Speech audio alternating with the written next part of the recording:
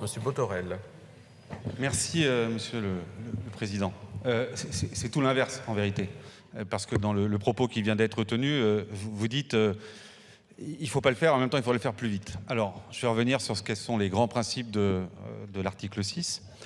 D'abord, les professionnels dont vous parlez ne sont pas si professionnels que ça. Les attaques qui sont celles de l'arnaque, justement, bénéficient d'une forme de naïveté, de laisser-faire, qui permet à des attaques peu élaborées d'aboutir.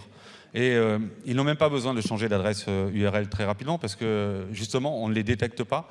Et justement, au moment où je vous parle, ce dispositif n'existe pas. Et donc, ils sont tranquilles.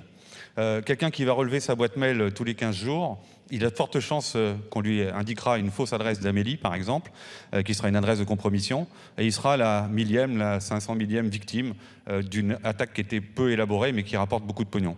La vertu de ce dispositif, c'est d'abord de ne pas réinventer ce qui fonctionne. Il y a déjà des dispositifs de filtrage qui sont embarqués dans des navigateurs, et c'est dans cet esprit-là que les choses ont été faites, et d'ailleurs évoluées en commission, puisque à l'origine, le texte prévoyait plutôt du blocage. Nous avons tenu compte à la fois des retours de l'écosystème, mais aussi d'un certain nombre de concitoyens pour avoir un dispositif qui soit proportionné et efficace.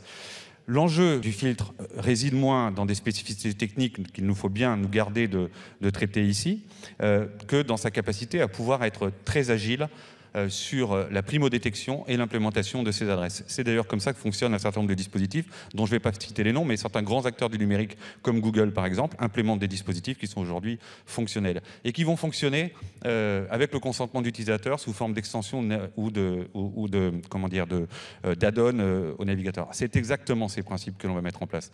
La seule chose que va faire cet article 6, c'est de recueillir très vite les adresses de compromission, de demander aux acteurs de les implémenter et de faire le pari qu'avec cette implémentation rapide de ces adresses, eh bien, nous serons à même de protéger mieux encore les concitoyens.